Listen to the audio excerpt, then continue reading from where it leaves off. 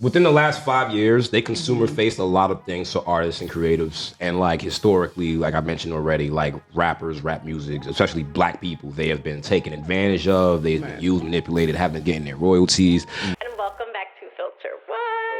Podcast, let's get it. Hey, what's up? It's your girl Sadi, and you guys already know the man to the left of me. What's up, y'all? It's Dash. Let's get it. And welcome back to Filter What? Filter What Podcast. What's up? What's up? How you feeling? I'm feeling good. I'm feeling great. Well, yes. the Michael Jackson jacket on with all that I'm chain. feeling very Thriller-ish. You on your famous joint. What's up, though? That's special guest. What Today we talking? we have a very special guest. Uh-huh. He is such a whole personality and vibe. genius Uh-huh. and so talented. You guys don't understand. This man is a songwriter, producer, engineer. Talk that talk. He does it all. Talk that Mr. talk. Alfa Blvck. Yeah. Listen, in honor of the chains we're gonna be hearing off of Sadi's jacket, I came in with the glasses on today. We taking them off, you know what I'm saying? But it's Thriller Day. It's a thrillerific day. Sure and I'm happy to is. be here, y'all. Seriously, this is Thank dope. you. Nah, it's a pleasure to have you, bro. Seriously, Definitely. thank you so much for For sure. coming on. This is dope. All this is dope. Yeah, Like, I appreciate thought it. that was you. that phone call from the brothers. Yeah. I thought that was like it was some, I thought it was some static. I thought it was some static. Thought it was some smoke. I was just like, I'm about to say, I'm about to check you. So I was like, hey, you want my name? Dash? No, I'm not like that. This is an insider, y'all, so I'm sorry. Shout outs to brothers worldwide. Yeah, You know what I'm saying? Oh my gosh, you are something else. I cannot. First and foremost, yes, thank you so much for coming on this show. Thanks for having We were me. talking about this for a minute, Nah, definitely. and you're finally here. I feel like, you know, you're just I'm happy to be perfect here. in general. Like, I'm happy to be here. yes, your vibe, your energy. Yeah, definitely. And you know, I used to deliver groceries over here. Oh, really? I used to, Oh, okay. From one of my jobs that we'll probably talk about. Like, I did that just because of you. Dad told me to look at the camera. So I'm gonna be hitting y'all with that. No, I used to work at the Whole Foods. I used to deliver groceries on the carts. So like Houston and Second Avenue, that used to be one of my headquarters. Okay. I was there, and I was at the one at Columbus Circle. So we had like a lot of deliveries. Like, Okay. yeah, like, Heard you. yeah. So this All is right, Mr. Alfa back. Blvck. Alphabet City. Y'all doing it big out here. Like, come on, man. I thought y'all was uptown with it. Y'all gave me the address. It was like, Yeah, you I saw the First Avenue and I knew it was up. Then I saw 19th, so I was like, oh, they out where it go down. Like, nigga, you okay. Yeah, and it's a nice neighborhood too. Just, I mean, I like it. Like, just the people over here, the energy over here. Yeah. You know what I'm saying? It's easy to spark conversations over here. Right. So it's dope. Okay. So, the name, Mr. Alfa Blvck. Alfa Blvck. I yes. love it. It's just, it sounds just so strong Yeah. and It does. powerful, and it speaks a lot. So, can you please explain to us? So I thank you for asking because yes. I've never really explained that Yes, name I don't think on please. camera. So it was supposed to be, I'm a big comic book guy. So Okay. like when I had the name, first of all, that's like the seventh name in a long list of names. I released mixtapes under other names. Like I was Rod Dollar. Before that I was RB when I was just nobody. Okay. Rod Dollar did all the light feet stuff. Then I went to college. Then I was like RTS, which was Rod Trendsetter. Like there's a name I'm not gonna mention because it wasn't a real name. It was like when I was throwing parties, it was like a nickname. It was like Rose Rod, but it was just because I was like doing like the party shit in college. So I was like buying mad liquor for the parties and all this other shit. And then from there I had Heem, which is really what everybody calls Yes, me. I call you That's the Heem. last half of my name. And then Alfa Blvck came like after my 5th mixtape. And I was just like, since I'm a big superhero nerd, I wanted something that sounded like comic booky. Right. That was like a superhero. I was just like, I always wanted to be like a superhero in like real time. Right. But also like to actual people and kids and people who, you know, you could actually put a smile on their face or, you know, and I was just like, you know, I wanted to embody that with my name and my music. So I was just like, let me find the two most craziest words to put together. And Alfa Blvck was supposed to be like a superhero. He was supposed to be like a rap superhero. What I found out after I made the name is that a lot of people feel the way you feel, which is just like, hey, bro, like, You just want to put the words next to each other like that? Somebody actually said that to me when I went to Los Angeles, when I went to go film God Key. This white lady came up to me. It was like a school of, in Los Angeles, apparently they do this a lot. This is weird that I was on the opposite end of this. But there was a school of kids, and they was walking through, I forgot where, I'm not going to pretend to remember where it was at in Los Angeles. But it was where we did the scene, if you watch God Key, where the kids were dancing, right? And they walked past, and it was a bunch of kids, and the teacher was just like, yeah, kids, so this is an artist, and they're filming video, and we had all the people out there and all the stuff, so they was like, wow, this is so cool. And I was just standing there getting my footage and stuff, like, yeah. And then the teacher, she was like, yeah, this is really cool. And she came up and talked to me. She was just like, yeah, this is cool. Like, what's your name? I know you. I was like, yeah, I'm Alfa Blvck. And she was just, her whole demeanor, she was just like, oh, you're just going to put the words next to each other like that? That was the one. That was the first thing. Yeah. And then I went to I had a little 4-single distribution deal with Empire, and it's an indie to major through Shatterblock. And so that's my boy Chateau Brown, and is headed by him and a man named Zane Lawrence, right? So I'm at Zane's house in where am I? It's Montero Valley, I think it's called, in California. And we go, and I'm staying at him and his wife's house, which sounds tacky, except they have a really fucking nice house. You know what I'm saying? So like, we're there, it's mad space or whatever, and that's just where I'm at. When we leave there, we're hopping in the car, we're gonna do the videos, I'm coming back and camping there. I meet his wife. Beautiful lady, wonderful lady. I meet his the sons, the daughters, everybody's cool, everybody's hospitable. And when he introduced me to his wife, he was just like, yeah, this is Alfa Blvck. She was just like, I'm not calling him that. I'm standing right there. I'm standing right there. She's just like, she's looking at me like, yeah, I'm not calling him that. I'm not calling another man Alpha. And I was just like, yeah, nah, I feel you. And I was really apprehensive about it. I was just like, to be honest with you, my name is like Rahim. You can really just call me Heem. That's like my alias for my music. You don't have to call me Alpha. And then Zane was just like, nah, his name is Alpha. His name is Alfa Blvck. That's his name. That's what we running with. That's what it means. You ain't heard him rap, babe. You ain't heard him rap, babe. So like, it's like, those are shout outs to the Shatterblock. You know what I'm saying? My guys out in Los Angeles. But like, I've been considering a rebrand, and it's one of them things where if it happens, I just want it to happen. But if it happens, it's gonna be the final rebrand because it's kind of like everything coming together. The only issues with that aren't really issues, just things you have to take care of when you release music to the distribution platforms. You gotta hit them up, you gotta hit Spotify up. You can get music, take it down. You gotta hit them up. It's gonna be a while. You know what I'm saying? And depending on your distributor, you can probably do it like the next day. Like DistroKid, you can just take your shit off, which I didn't know. That's crazy. You know what I'm saying? But when I do it, I want it to be a rollout that's brand worthy, something that I can be excited about, and a softer tone, definitely. Like, this is the DA baby thing. You know what I'm saying? Baby Jesus couldn't roll with it. DA baby out of here until he said the gay shit. You know what I'm saying? But then shout out to DA baby. DA baby's back.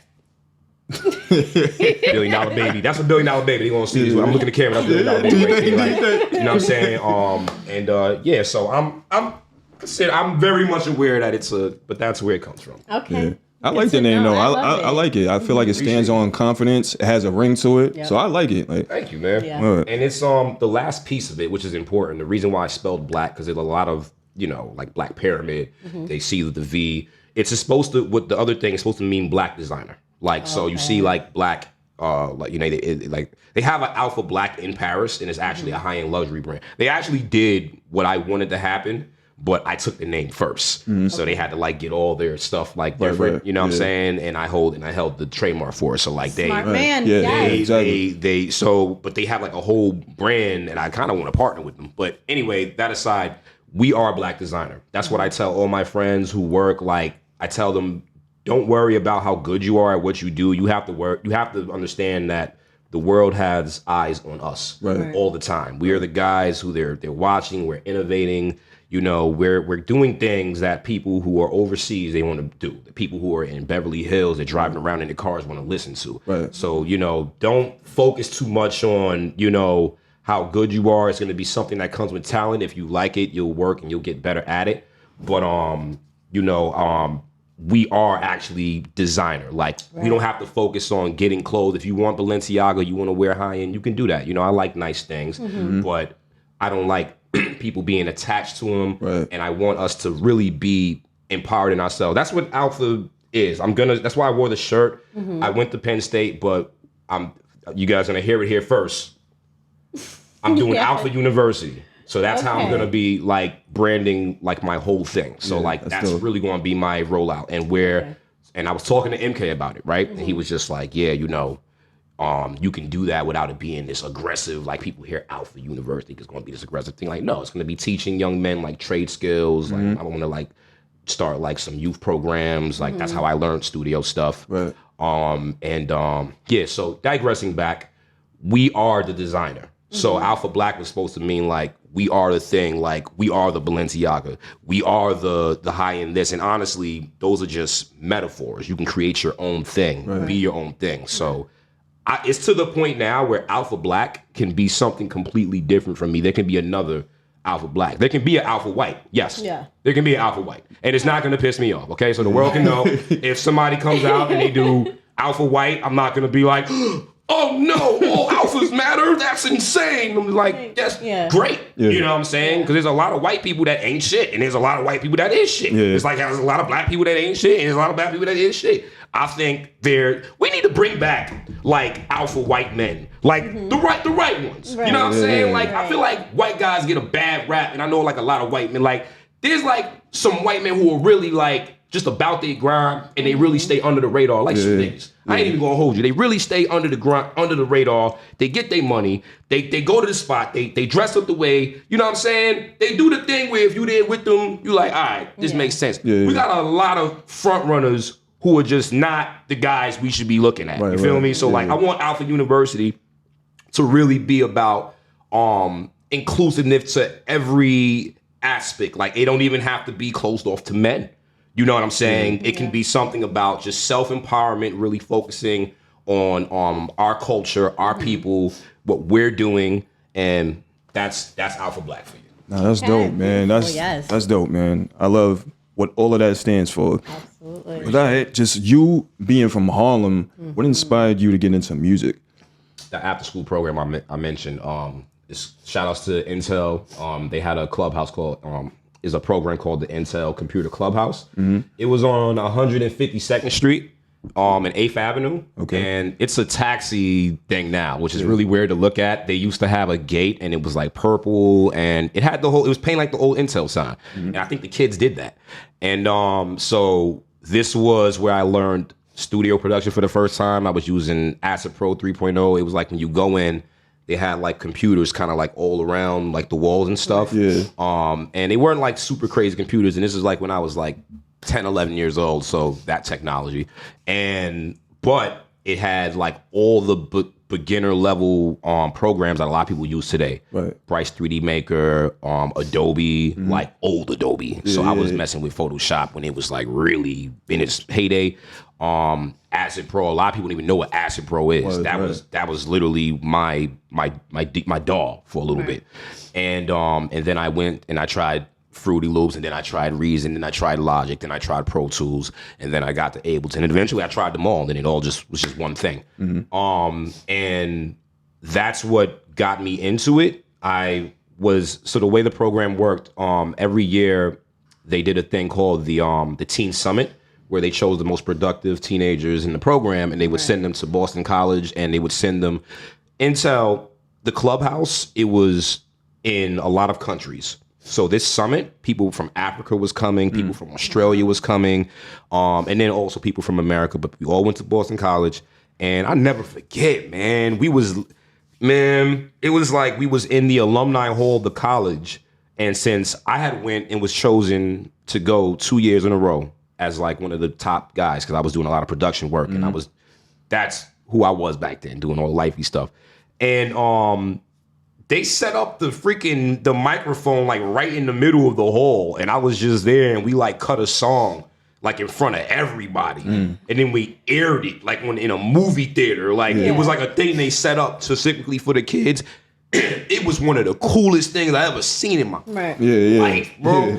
And I was just like, yo, getting to college and being in a hall like that and seeing like, oh wow, for them to have done this, they really had to plan this. Like they really had to like talk to the people in the school. They had to know you packed student program associate. They had to talk to these guys. Yeah. You know what I'm saying? Because nobody was there. It was just the facility, a couple of staff, but it was mad teenagers, and they would all do different things, bro. Yeah, so like, that's what got me, bro. Right. From like a young age, I saw that, and I was just like, yo, I carried that with me my whole life. So I've always been a creative spirit. Music was my niche, but I like drawing. I was drawing Goku when I was like in 6th, 7th grade. That's how I met a lot of my friends. They saw me sketching and stuff. Right. And it's I think it's good to have kids get inspired at that age, and that's what kind of propelled me. Yeah, definitely. I agree. Cool. Yeah. Yes. Yeah. Was there anybody you looked up to growing up that inspired you, to get into like music and start like rapping? Absolutely. Tevin Campbell. Tevin Campbell, nice. okay. Yeah. That's the Power classic. line. What? Yeah, definitely. Power line. When I saw a Goofy movie, I said I'm gonna be Power line. That's it. That's my story. Why I do music? Why I'm Alpha Black? Why am I Alpha Black? Why am I here? Why am I standing here? Cause I got myself a notion. Nah, don't let me take it there. You know what I'm saying? So that's it. Yeah. That's my answer. Yeah. Beautiful. All right. Okay. So I had a chance to listen to some of your music and the record T. T. Yeah. Oh yeah. What was the inspiration behind that record? Ooh, that's a story. Well, so I'm in a Zen rock stage, so I'm not really into bash. I'm just gonna tell the story of that song, right? So in a nutshell, I went to college and I sounds like a smuggling group, like an operation. I had a team of students, I was a student, and we did parties around campus. So that's how I started renting out speakers and doing DJing. That's how I started it. And there was a girl who actually, that's not important. She was working with my promotion team. I was doing a lot of stuff. So she was one of the girls who was promoting for one of my parties and stuff. Fast forward, so then she got a job at Universal Music Group, right? So I had hit her up like when she had just got the job at Universal Music Group, and I was just happy she got the job. I didn't go, yo, what's up? You know what I'm saying? Exactly, and me and her, we've had our own, you know what I mean? Like we was never together, like in a relationship or whatever. But we fucked around. You know what I'm saying? So I was just like, congrats, that's dope. A year goes by, and this is why T got made. Okay, so this is why this is. Yeah. So a year goes by, and I actually hit her up. I get my deal with Empire. I go out, I film my video. I have like all the girls in my videos. If we looked them up, they were tagged in the original video. Blue check mark. Actual models. Because Shatter Block is a management company, so they manage models. They got a roster of 25 models, and these are like Dallas Cowboy cheerleader type shit. So we was just like, all right, bet. I got all that, got some press, and I hit up after a year of skill building and going like, hey, is there a way I can get my press kit to somebody? So that's how I presented the question. Like, can I get my press kit to an A&R? You're literally the social media manager for Universal Music Group. You know what I'm saying? Like, is there a package that I can put together from what I'm doing? And her response was like, you need more remixes or some shit like that, which struck me weird, but I'm an A+ guy. So I'm like, all right. I had mad remixes at the time. I just did a remix to Cardi B's Bodak Yellow, which is a remix that I got that's just floating around. A lot of people haven't heard. And I did that. And, as time progressed, in my trips back and forth, I was always trying to like connect to like, make some progress, like to kind of like see, like what can be done out there, And it just always seemed like she wasn't really game to do it, and I wasn't really a guy to really, I didn't really know what was going like. We wasn't dating, so my thing was just like when if women's acting like that I was doing. I was just like, all right, I don't even really want to ask what's wrong. Right. You know what I'm saying? I kind of just want to fall back. You know what I'm saying? But in her mood swings, she'll do like freaky shit. It was like weird. If I'm gonna try to be understanding, it seems like she felt that I was like trying to like use her or trying to, which was the crazy thing. Right. So in me trying to explain, like, listen, I really just fuck with you as a person, and you know what I'm saying, there's a lot of other things I like too. Yeah. You know what I'm saying? But I'm not that kind of guy, you know what I'm saying? Yeah, and also I'm a guy that you like literally used to work for at one point. Like you've been able to talk to me. You know what I'm saying? Even how we even started messing with each other. Like that all started with us talking. So I don't know what happened. She just wasn't trying to hear it. She was just, I'm an LA girl. I'm working for Universal. I don't really have to respond to you, and you just kind of got to deal with it. And I'm over here. And that's what it was. That's where she left it. Okay. That's where she left it. You know what I'm saying? So like, T. Right. So that's what T is. You know what I'm saying? Yeah. That's just literally me telling my story, just trying to speak up. Speaking up for the guys out here that's trying to I hear you. be their best selves and enroll in the Alpha University, and you know what I'm saying. And it was a fun record, and that was the only like drill, I guess, that style of that I did at the time. I remember when I dropped it too. I was just like, yeah, you see how crazy like this song sounds? I want that. Like people was dancing and getting. That's funny. People was getting crazy to that. Yeah. Swervy. Heem. Curry was getting crazy to shit, but then you had people who actually listened to it like you, who was just like, yo, what the fuck was going on? Yeah. Like, what happened with that? Yeah. And I had to tell him just like this, like, hey, man. Nah, because I come from the music background as well, so, like, I like to listen. And That's refreshing. Yeah. That's refreshing as hell, but that's tea for you. So, being that, you've experienced so many different things, work with a lot of amazing individuals. Okay. But how would you, express like what your journey was like through all of it, like your musical journey and Frustrating.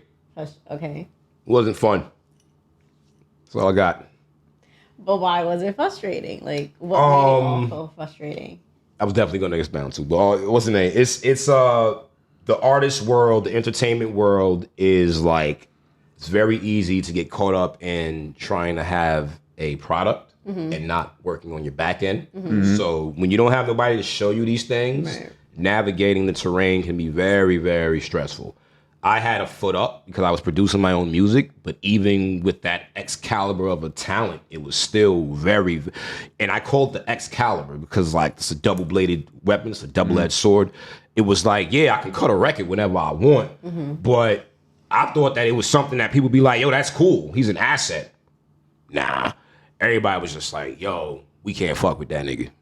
We can't control him, really. Like, we cannot, we can't have him scheduled to like do one thing and then he just give us, when we want him to do is just drop a whole mixtape over here.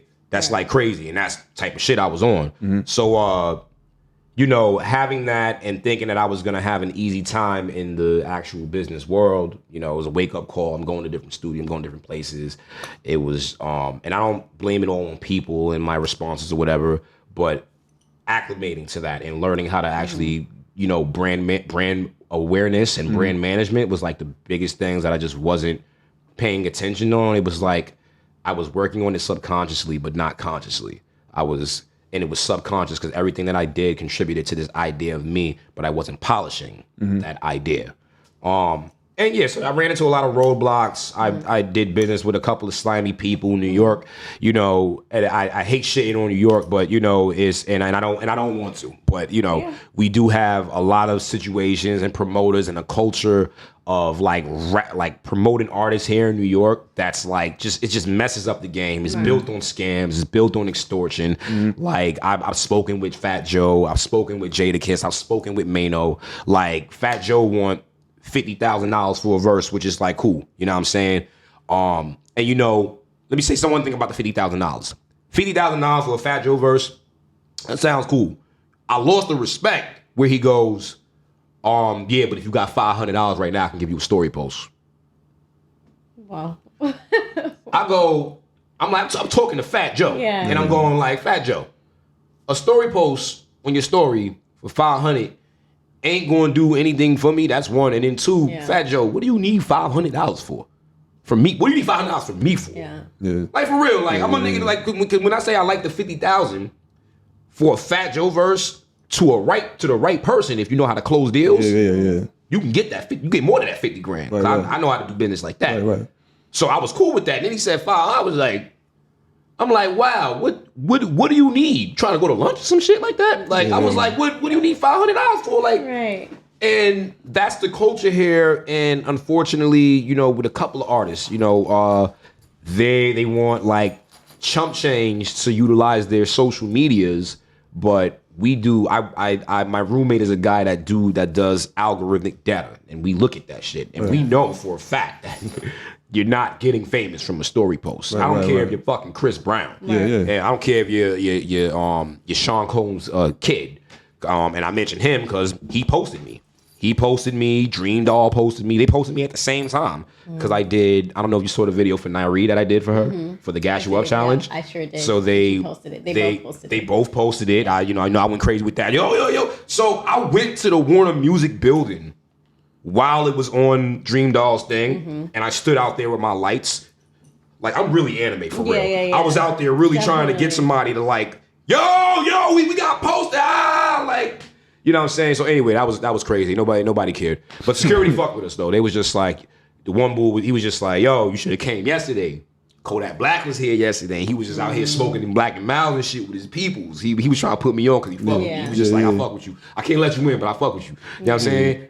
But I should have came like yesterday or shit like that. But anyway, getting posted on a story doesn't really do anything. And it's a scam tactic and it's extortion. And like, you got bills and all types of shit. Like, I'm out of, you feel me? Like, the thing is, we work. We grown men. We work and it's like, yo, you gotta understand, like, rap is the only genre that does that.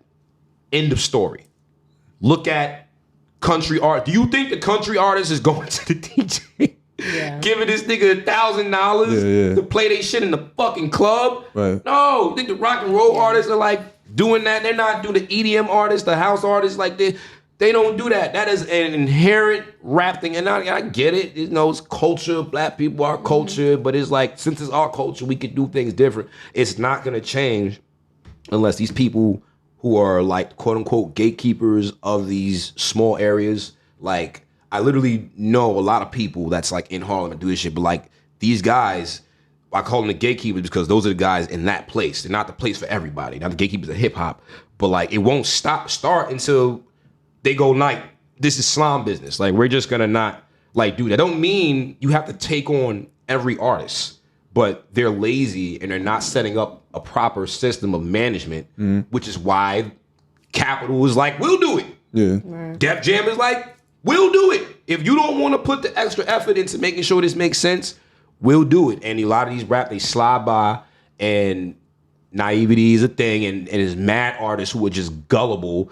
You know, it used to be old, like elderly people who was getting scammed the most. They got a report that came out now. It's not them now. Now it's artists. It used to be, like, hello, like, life insurance, like, get your information. Now it's like, hello, we got like a concert for you. We got like a promote. We got like a mixtape series for you. We got, yo, Mano, Def Jam or some shit like that. A lot of these joints, Mano ain't there, Def Jam ain't there. You know how many shows, talent shows or whatever showcases, they be like, yo, a Hot 97, a Power 105. Yeah.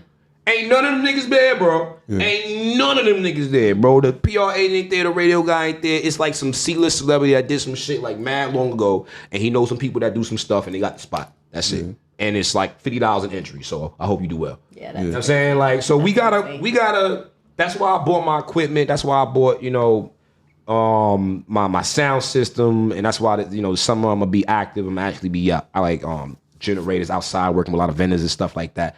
But that's why I'm such a stickler for that. So in answering the question, that's like my journey.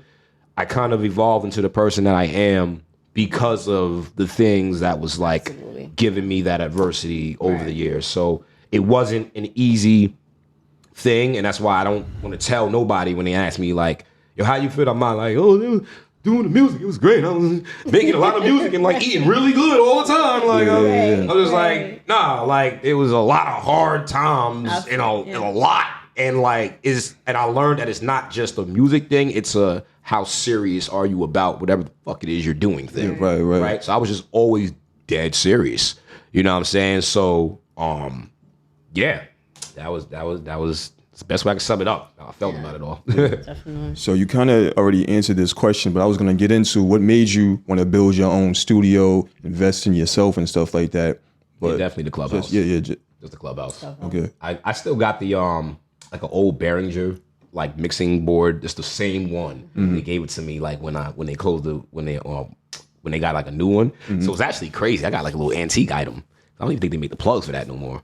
But yeah. So I've always, since coming from that program, was like I went to the red boxes, the Focusrites, the plug-in. I did it all, bro. I took the Arizona bottle. I cut the bottom out the Arizona bottle. Had the XLR going up through the Arizona bottle, boom, right onto the microphone.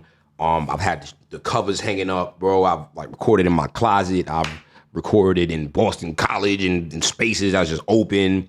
And I was just like, I've always been very involved in the creation of my sound. And, you know, so it's my core, I would say like my core fan base, people who actually like know my music actually, they don't like me on like beats that I get off YouTube, and they chew me out for it all the time. You have no idea. They be like, and these are guys who know how I produce. Right. And they just like, Rob, what the? What is this? What is that? I'm just like, yo, bro, it's a dope beat. It said boom, boom, boom, boom, boom, boom. They like, nah, bro. They like, nah, bro. Come on, man. We know what you do. We know you produce. Like, why you? And I'm just like, yeah, I got those. But like, they like, where they at though? I'm like, we about to trying to get it off. We trying to like, you know what I mean? So it's been all go thing, but like, yeah, definitely my time at the clubhouse. Okay, that's what made me want to do that. All right. With you doing everything that you do, what is a footprint that you're trying to leave behind for people that are looking to follow in your footsteps? Within the last 5 years, they consumer faced a lot of things for artists and creatives. And like historically, like I mentioned already, like rappers, rap music, especially black people, they have been taken advantage of. They've been used, manipulated, haven't been getting their royalties. The labels want to hold your shit for like 30 years. Wu-Tang just got their masters back, but they did a good deal though. They did a good deal. I want the legacy, the footprint that I want to leave, especially with all the consumer facing the last couple of years, which is really what I mean by that is the TuneCores, the DistroKids, we can get on Spotify without knowing the guy in the back office. We can like do a rollout. Like it don't take millions of dollars actually. I want to leave a mechanism or a construct in place so that especially black creatives like in Harlem, I'll say all over the world really, but in where I'm at, they have like a central hub. Like I have a talent agency, you know, so I want my talent agency. I want the reputation for my agency to be like, if you come to New York or even if you're from New York or if you come to New York and, you know, I want the reputation to be these guys are like actively doing things that are like integral to the community, that are like, you know, more youth programs. I want to do more programs like the one that I learned how to do my stuff in, you know what I'm saying? If I can't do it myself, I'll go cut the deal. Maybe I can get Intel back on the phone. Like they stopped doing the programs. I don't know what happened.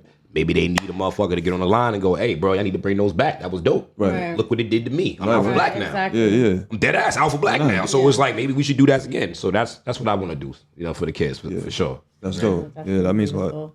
What advice would you give to someone that's trying to, you know, follow in your footsteps? Get a lot of rest. Get a lot of sleep. Don't compromise on your sleep at all. And don't compromise on the energy and the people that's around you. Because it's the thing that can leave the most lasting impression when you're out and about and you're talking to other people. It's the easiest. Even me saying, like, you asked me how I felt and I said it was frustrating. Like that really shouldn't have been the answer, but it was so natural because like I'm even still dealing with, you know, the adverse effects of all the things that I've dealt with. So that's why it's so important to just the people around. If they're not good for you, then get them from away from you. Definitely. Like move away from them. Do whatever you got to do. Get off social media. Get yourself together, and you know, don't compromise on your rest. You know, unless you're like young. If you're like, and that's really what youth is. It's just youthfulness is just it's like a cheat code, but it's not everything. Which is why you have like men who are like super older. That's like, you feel me, and there's guys who are really young. They got a lot of energy, but they don't. So, you know, if you're young and you can pull all-nighters and do that, like I used to when I was in college, and we used to empty out bottles of liquor. We didn't leave the liquor there. You know what I'm saying? 18, 19, 20-year-old me, we just emptied out all the fists. We weren't allowed. You know what I'm saying? And we still got up and went to class. You know what I'm saying? So if you on that, be on that. When you get, you know what I'm saying, you want to make sure that you're good, exercise, meditate. You know what I'm saying? Make sure your health.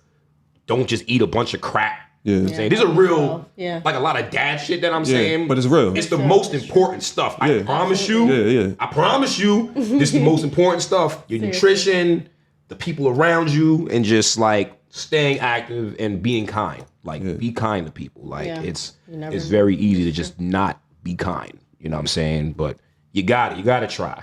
You got to try. You got to think about it like this. If everybody shows that they're having a bad day when they're having a bad day, the world would just, we wouldn't be here. You know what I'm saying? That's a good point. All right, we're going to play a little musical game, okay, with you. Okay. So basically the rule is we'll, put out an artist name or something, and you just think whatever comes to mind, you can just blurt that Just out. one word answer, whatever comes to mind. One word answer. Whatever we shoot out. Okay. All right? And I think you're the perfect person for this. Yeah. You got the energy for this. All right, so Pharrell. Visionary. What about Nas? Iconic. Get Rich or Die Trying. Classic. Jay-Z? Overrated. Busta Rhymes. Legendary.